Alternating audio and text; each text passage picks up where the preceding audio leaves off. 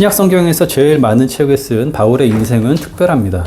그는 어느 순간에 자신의 모든 것, 가문과 학식과 좋은 배경을 내려놓고서 삶의 새로운 관점으로 방향을 틀어서 일관성 있게 나아간 사람이었습니다. 자신 스스로 운명을 선택한 것이 아니라 온전히 사로잡힌 바 되었다 라고 고백하였는데요. 이러한 그의 삶이 기이하다거나 현실 도피 혹은 망상에 사로잡힌 것으로 볼 수 없는 것은 그의 삶이 더 정의롭고 사랑으로 따뜻하며 담대함과 온유함으로 풍성해져 갔음을 보기 때문입니다. 하나님께 의롭다 인정받기 위해서 자신을 점검하고 의무감의 강박에 시달리던 모습은 사라졌고 하나님의 심판 앞에 서게 되지는 않을까, 남들보다 뒤처지지는 않을까 하는 불안과 염려에서도 벗어나게 되었습니다. 변화된 바울은 쉽게 말해 행복해졌습니다. 그러한 그가 변화의 시점부터 일관되게 바라보고 있는 유일한 한 곳이 있었죠. 거기에 한 분이 계셨습니다. 자신의 삶을 완전히 그분께 의탁하였고 걸었던 한 분이었죠. 이제 사는 것은 내가 사는 것이 아니라 내 안에 계신 그리스도께서 사시는 것이라. 바울의 주님이신 예수 그리스도입니다. 주님은 바울이 따름과 같이 자신의 명성과 주위의 기대와 시선에 개의치 않으시고 확고한 한 방향으로 나아가셨던 분이었습니다. 이제 때가 찼다. 하나님이 우리와 영원히 함께 하시는 은혜의 때가 시작되었다 선언하셨으며 그때로부터 새롭게 열리게 된 세계와 일상을 하나님의 나라라고 부르셨습니다. 모든 이들이 하나님의 자비와 사랑으로 받아들여졌고 그 은혜가 얼마나 강력한지 그 앞에서는 내가 어떠한 부류의 사람인지 배경이 어떠한지 하나님께 의롭다 인정받을 만한 무언가가 있는지가 중요하지 않다는 것을 가르쳐 주셨습니다. 담에색으로 달려가던 나아가던 하나님의 일을 내가 하고 있다 확신하면서 그리스도인들을 잡아 넘기려고 의기양양하게 달려가던 바울을 찾아오셔서 삶의 방향을 바꾸어 주신 분이셨습니다. 도대체 무엇이 바울을 그토록 변화시킨 걸까요? 그리스도인이 되고자 진지하게 묻는 이들은 이 질문을 던질 수밖에 없습니다. 그는 오늘의 본문 빌립보서 3장에서 그분의 부활의 능력에 대해서 말하고 있습니다. 그것을 알고 추구하고자 함이 삶의 목표였음을 드러내고 있죠.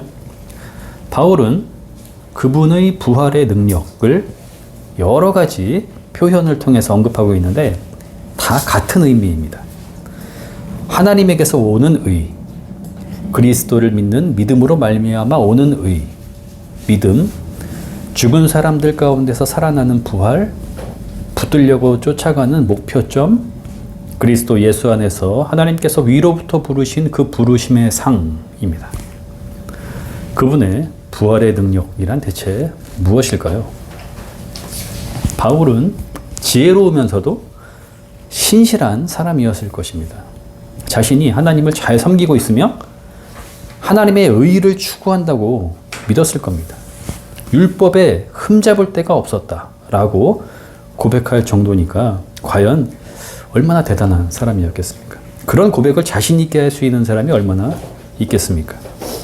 그런 그가 새로운 것을 보게 되었을 때 변화되게 되는데 그 이전의 상태가 어떠했는지에 대해서는 간접적인 형태의 암시는 주고 있지만 구체적으로 언급하고 있지 않기 때문에 재구성을 하는 건 큰 의미가 없을 것 같아요.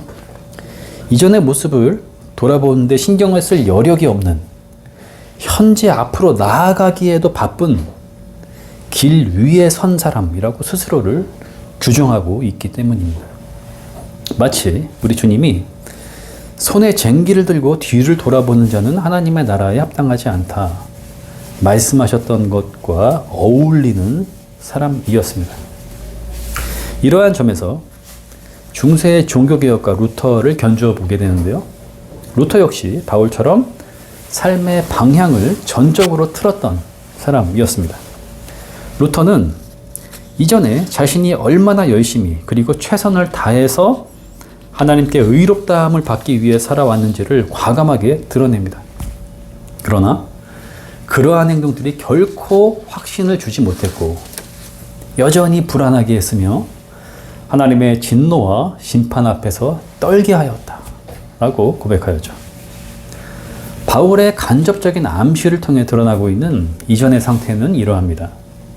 주님이신 예수 그리스도를 알게 됨으로써, 그분을 얻게 됨으로써, 그분의 부르심을 받게 됨으로써 이전의 그 모든 것들을 해로운 것과 배설물처럼 쓸모없는 것으로 여기게 되었다입니다.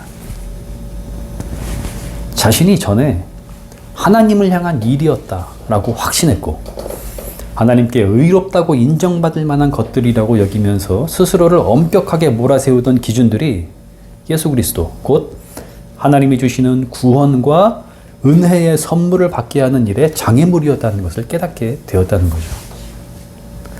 바울의 복음 선포는 이전에 자신과 같이 하나님을 향한 잘못된 열심에 빠져있던 종교 지도자들, 동료 바리새인들에게 더 날카롭고 격양된 목소리로 증언될 수밖에 없었을 겁니다. 안타까움이 컸을 테니까요. 바울과 루터 둘 다 이전에 무엇이 문제였습니까? 그토록 추구하는 열심과 순수성, 하나님께 인정받으려고 하는 그 시도들이 모두 자기 자신으로부터 비롯된 것이었다는 점입니다. 우리에게 찾아오시는 예수 그리스도와의 만남이 없다면 인간은 그가 아무리 뛰어난 사람이라고 해도 그 상태에서 벗어날 수가 없습니다. 율법에서 생기는 나 스스로의 의, 자기의라고 하죠. 인간의 구원은 외부로부터 온다는 것. 이것이 복음의 정체입니다. 하나님이 인간을 위하여 행하신 일, 하나님이 그것을 통해 스스로 만족하시는 일이어야만 합니다. 하나님은 창조주이시고 스스로 계시는 분이시며 구원자, 즉 인간의 주님이시죠. 인간을 책임지신다는 것이며 죄와 죽음으로부터 완전하게 건져주신다는 것입니다. 하나님은 예수 그리스도를 통해서 그 일을 성취하셨습니다. 우리와 영원히 함께 하시기 위해서 인간의 육신을 입으신 하나님이신 예수 그리스도, 하나님 나라의 생활을 열어 보이신 예수 그리스도, 죽으심과 부활을 통해 죄와 죽음으로부터 해방시키신 예수 그리스도, 성령으로 오셔서 이러한 하나님의 뜻을 깨닫게 하시는 예수 그리스도를 통해서입니다. 인간이 하나님께 의롭다는 인정을 받을 수 있는 길은, 다시 말해 구원의 길은 오직 예수 그리스도를 통해 하나님이 베푸신 은혜와 자비를 감사히 받아들이는 것. 그 선물이 주는 자유를 가지고 새롭게 변화된 삶을 살아가는 것입니다. 바울은 이제 염려와 의무감의 강박에서 벗어나게 되었습니다. 자신이 구원을 향한 길을 찾기 위해 분투할 필요가 없어졌습니다. 부르심의 상을 위해 앞으로 달릴 뿐이죠. 앞으로 더 받을 상급을 위해 달리겠다는 것이 아니라 부르심 자체가 상이기 때문에 그 상을 온전히 성취하고픈 열망으로 달려나가겠다는 것입니다. 예수 그리스도께서 자신에게 찾아오심을 부르심으로 믿게 되었고 그 부르심을 신뢰하는 것이 구원임을 알게 되었으니까요. 그는 아직 달려가야 할 길이 멀다고 고백하고 있습니다. 예수 그리스도를 향한 알므로 자신의 삶이 더욱 풍성해지기를 기대하고 있다는 것입니다. 그것이 가장 고귀하고 최선의 삶이라는 거죠. 그리고 바울은 우리 주님을 다시 보게 될 날을 고대하고 있습니다.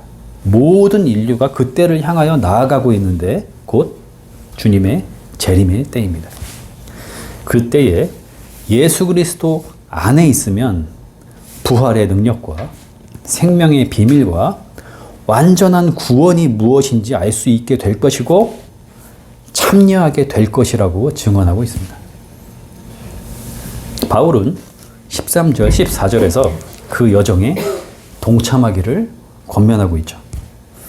형제자매 여러분, 나는 아직 그것을 붙들었다고 생각하지 않습니다. 내가 하는 일은 오직 한 가지입니다. 뒤에 있는 것은 잊어버리고 앞에 있는 것을 향하여 몸을 내밀면서 그리스도 예수 안에서 하나님께서 위로부터 부르신 그 부르심의 상을 받으려고 목표점을 바라보고 달려가고 있습니다. 구원을 받는다는 것, 삶이 의미 있고 자유함으로 충만함을 얻게 된다는 것, 영원한 생명을, 그 기쁨을 누리게 된다는 것은 모든 인간이 궁극적으로 추구하는 목표입니다. 그리스도인들도 마찬가지죠.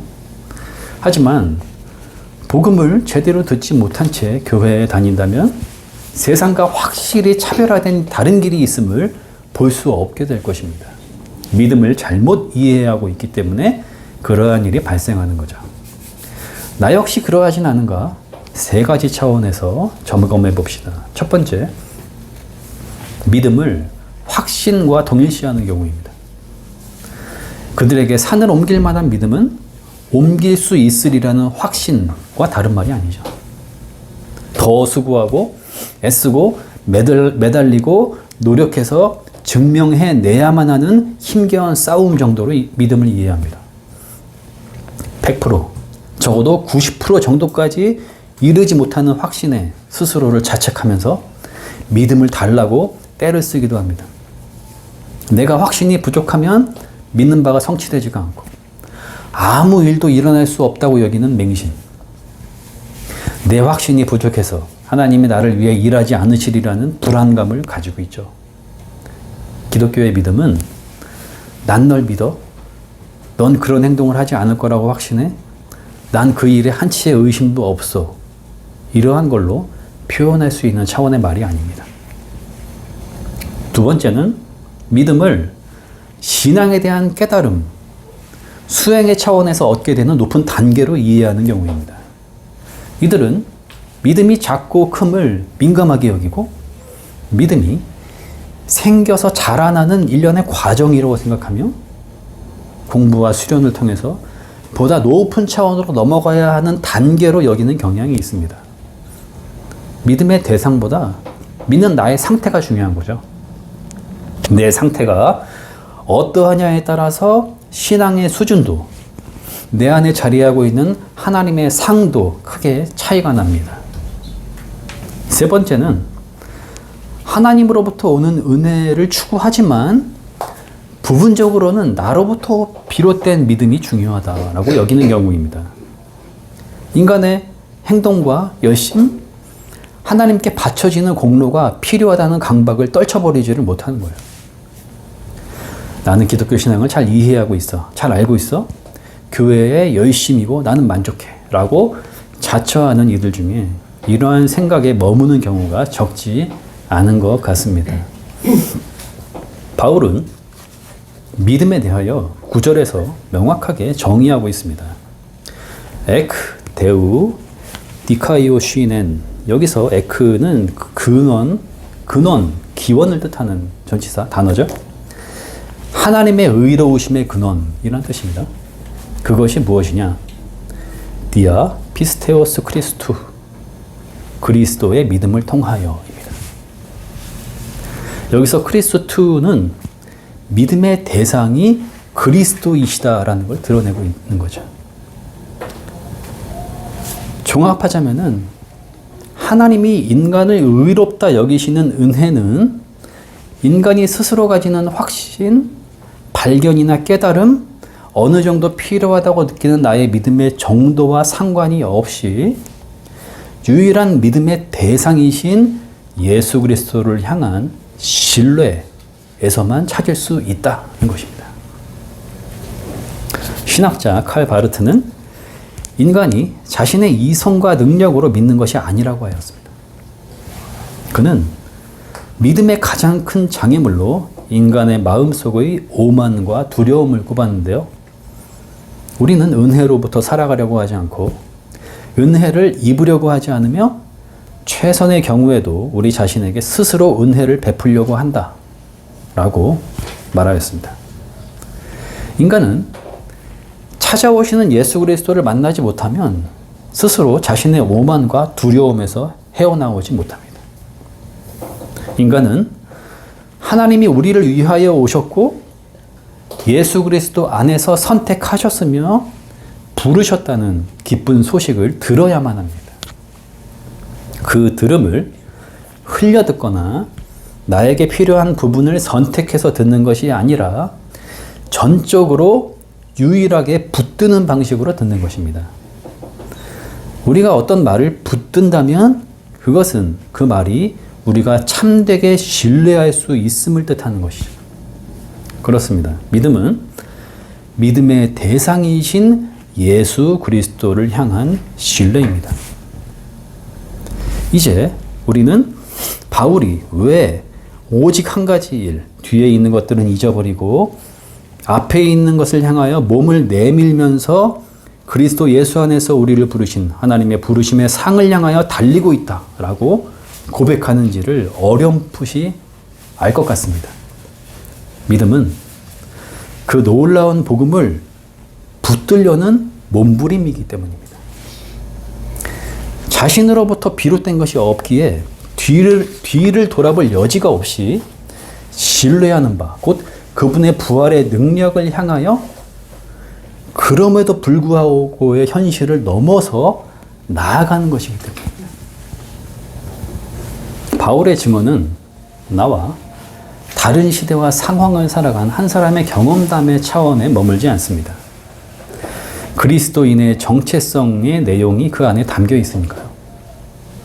우리의 삶의 현실에서도 그분의 부활의 능력이 나타나고 있는지, 삶을 새롭게 하시는 주님으로 인해서 자유와 감사와 기쁨으로 풍성한지를 점검해야 하겠습니다.